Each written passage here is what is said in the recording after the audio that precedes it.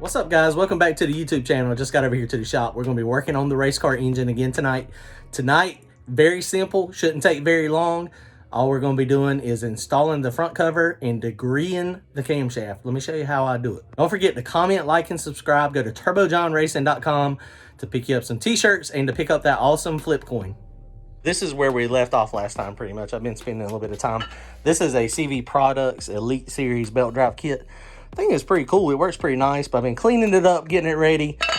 This is one of the tools we use. This goes down in the lifter board. Degreeing a camshaft is not very difficult.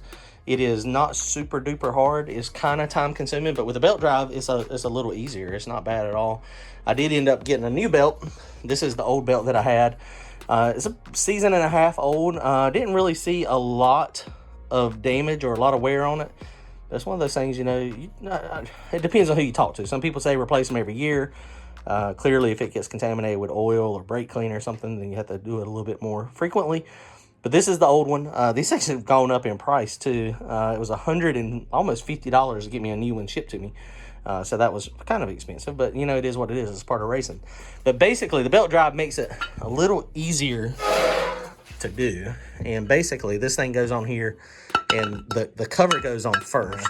This goes on here, and the good thing about the belt drive is you can change the camshaft easily. You can change the camshaft without having to pull this cover off.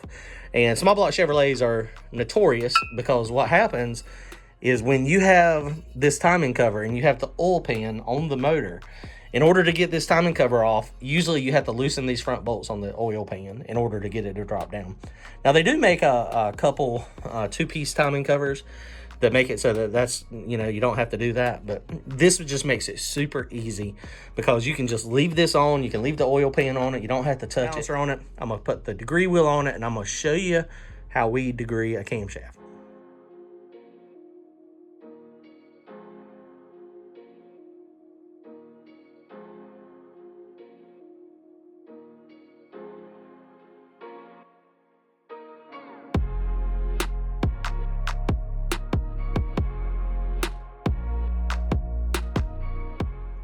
Okay, guys, so this is on. This is real simple, and this thing's got an O-ring on it, but it's a little wore out.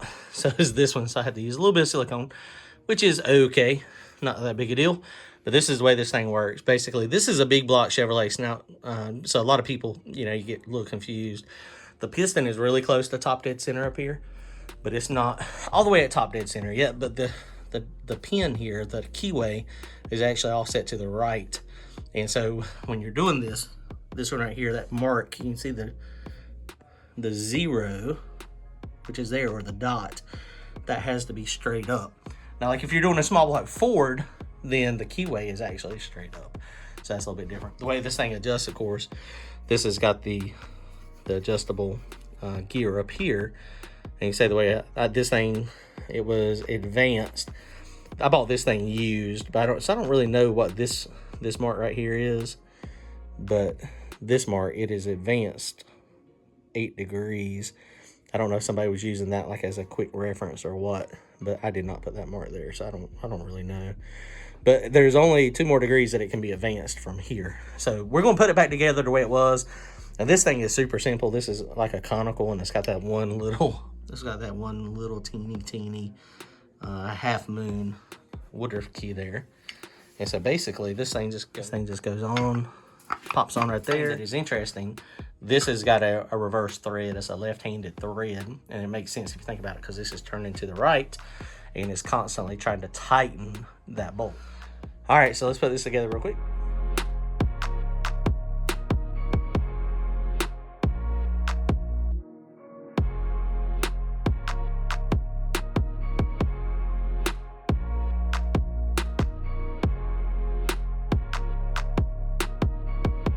All right, so here we go. We're making some good progress. So you can see these 2 dots here, and then it's got the dot here. I'll put the harmonic balancer on it. I'm gonna put my timing pointer on here, and then I'll put my degree wheel. Couple things that's going to accomplish. First thing is I'm going to be able to verify that my timing pointer is in fact accurate with 0 with top dead center. I'll show you how to do that. And then that's also where I'm going to start the actual camshaft phasing. or the degree in, as they call it. All right, check it out.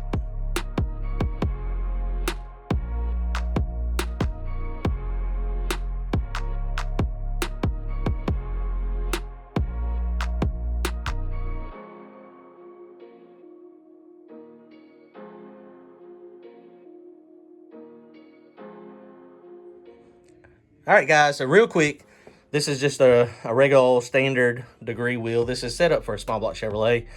So we got the harmonic balancer pushed on. I did have to make my special harmonic balancer tool. That's just a grade 8 bolt. This crankshaft, the threads are way down in the crankshaft down there. And so that's how I just had to make this. So we got the harmonic balancer pushed on it. So this is my degree timing pointer here, and you can see that's just a thread that I actually made a long time ago. The normal one ended up getting broken off, and that's adjustable. But all this stuff is the only thing I changed. The only thing I took loose that should have changed anything. I mean, I took it all apart, put a new belt on it, but I didn't take anything loose that should have changed. But you always want to verify this stuff, just because sometimes, you know, it moves. Now this piston is, you know, flush now, so that should be 0. So first thing you got to do when you're degreeing a camshaft, and this is something you want to do anytime you're putting a motor back together anyway, is make sure, this is very important. If you don't know where top dead center is, a true top dead center, if this is off 10 degrees, then you're going to have problems. So that is something you always want to verify. Super duper easy to do. All I did is I take the dial indicator here, you put it down on here, you attach it to the block with the magnetic stand, and then you just put it so that it's, you know, square, and then you just, you know, do this so it's on 0. So basically what we're going to do, we're going to roll it backwards to where this goes down about 100 thousandths into the hole, and then we're going to turn it and then roll the motor back normal rotation. And then when this gets to 50 thousandths, we're going to look at where this is on the timing wheel. And so something that this is lining up. It's kind of hard to see because of the camera angles, but if this 0 was not on my 0 with my harmonic balancer there, then what I would do is I would get a bolt off of here and take a piece of aluminum TIG wire or steel TIG wire and kind of make me a pointer to go over here to where this 0 is. And then that way you can do it. But pretty sure, and I might still do that. Yeah, I'm gonna go ahead and do that. Just to show y'all what I'm talking about. I can do it this way, but let me show you real fast. All right, guys, so this is super simple to do. So what I did is I went and got a bolt to go in here. I got me a little piece of aluminum TIG rod. And so what I'm gonna do is I'm gonna wrap this just around the bolt just a couple times here. And then I'm gonna tighten this thing up. Very simple. Just snug it down real good. Nothing super exotic. And then you just get it so that it's dead on the 0. And so you just bend it till it gets there. You gotta make sure it doesn't. Since the aluminum is, you know, pretty sensitive, you just gotta make sure that it does not touch the plate there. So here we go. So now we got this on 0. This is where I think 0 is, since that's where it is marked on my harmonic balancer down there, within a degree or so, less than a degree, half degree. And those marks on the harmonic balancer are 2 degrees apart.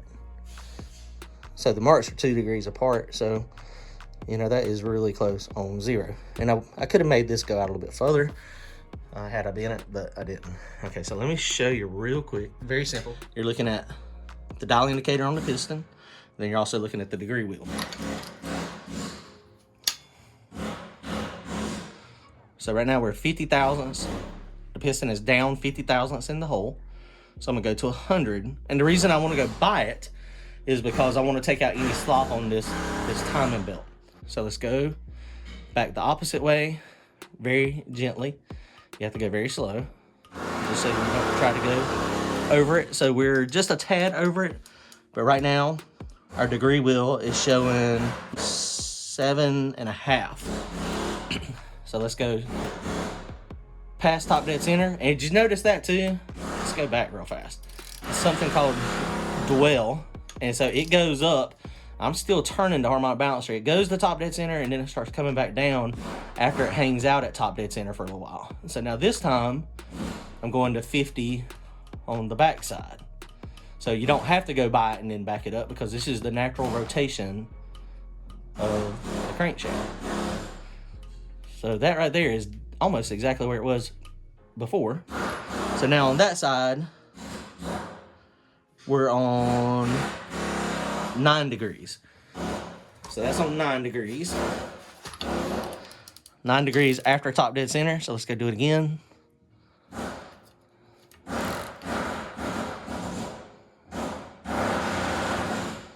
Dead on 50. And we're on 7.5 degrees. So we're on 7.5.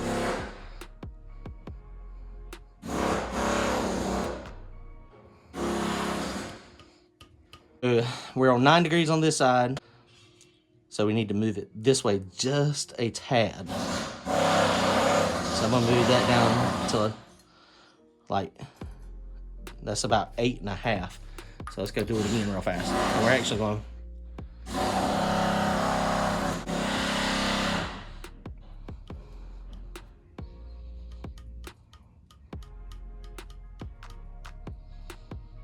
So now we're on, that's dead on 8 degrees.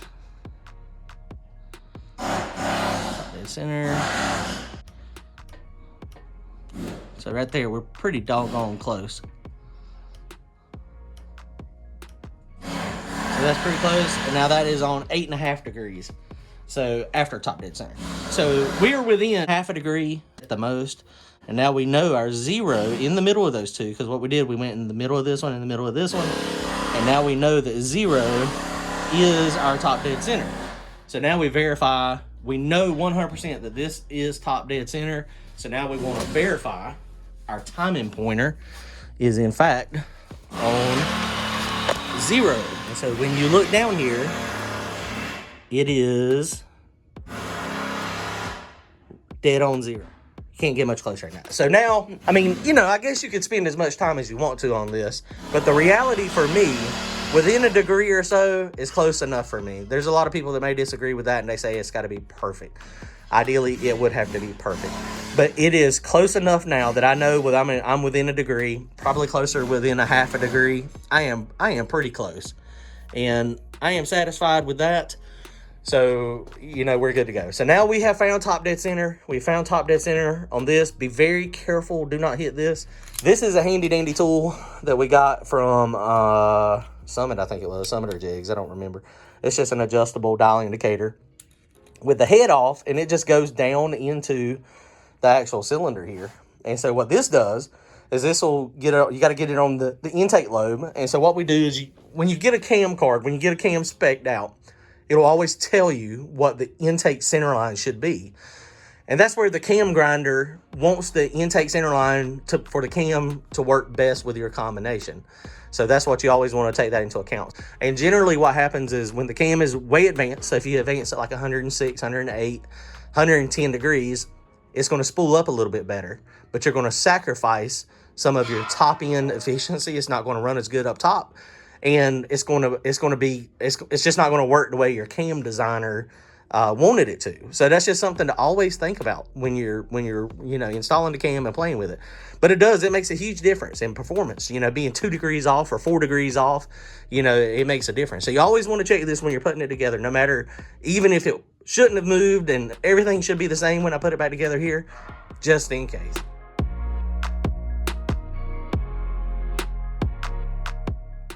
So the other thing super important is you got to get on the intake lobe, not the exhaust lobe. And I have done that before, which, I mean, you can check the exhaust if you want to, but the cam manufacturers always do it based on the intake center line. So on this particular engine, small block Chevrolet, exhaust is over here on the end. So this is the intake port here. So now let's get this thing set up. So if you look down in there, you can see that the cam is coming up at this point. So we got to back the motor up. So what I'm going to do is carefully, I'm going to go backwards so that I'm on the base circle of the camshaft. I don't know if you can see it turning down in there, but now I'm on the back side of the lobe. So this is where you put this in and zero this out for your lift. So let's do this real fast. Screw this out so that it tightens up into the lifter bolt. Basically, it's a 1/2 inch in, but that's my 0 right there now. So we're on 0. Snug this up really good so that we're good. And then you want to put this on 0. So now So for intake centerline, a couple things you're looking for here. This takes a little bit of math as well. It's not very hard, it's not very difficult, but it just takes just a second to do it. So now we know we're on the back side of the camshaft. The back side, we're on the back side of the lobe for the intake. So that is truly on the back side. So I wasn't quite there. You see how it went down? So let's put it on 0. So now we're on 0. And now this thing is going around. So as the piston is going, so right now we're at 50. So that's 50 thousandths on this side of the lobe, right? So you got to keep going. We got to go to max lift. So now we're at 100, 200, 300, and I don't remember the exact lobe lift of this. 400. We're getting close. Okay, so now we're getting at max lift. So you can see we're at max lift right now. So that is dead on the middle. This is the one we're looking at here, the one that's on the camshaft. So we're looking at the max lift now. It's going back down on the backside. So now, so what you gotta do, we gotta get back on the middle. This on 0.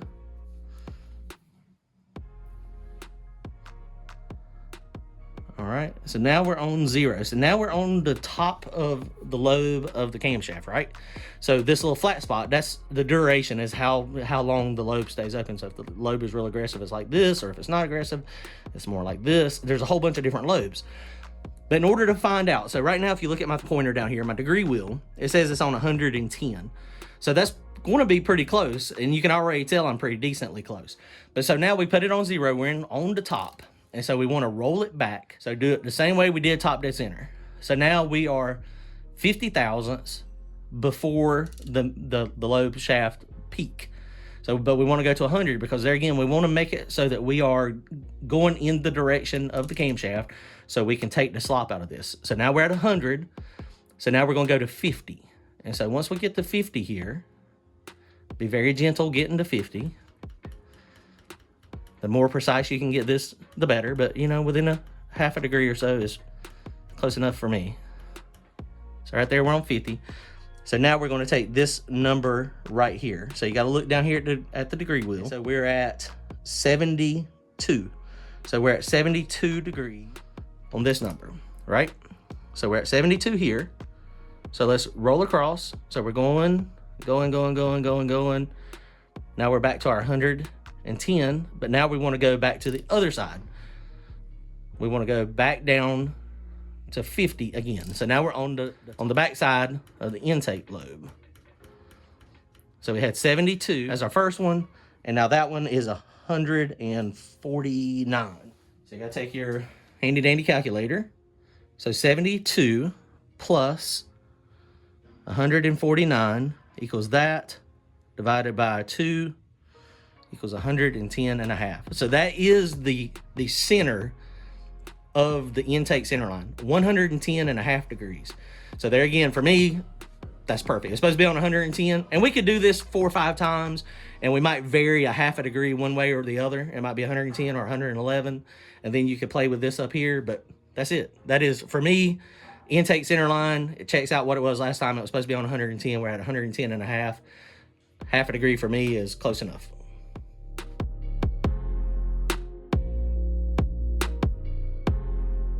All right, guys, well, there you go. She's back on 0, and then there we are on 110.